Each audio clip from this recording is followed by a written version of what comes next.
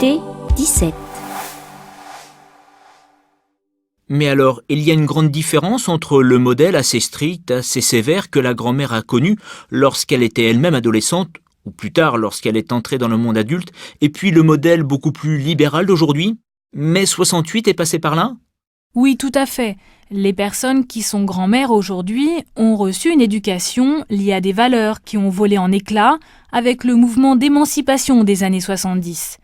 Et il y a une énorme différence entre la manière dont elles ont été élevées et ce qu'elles ont donné à leurs enfants.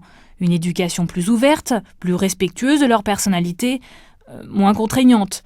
Donc là, effectivement, il y a une différence importante.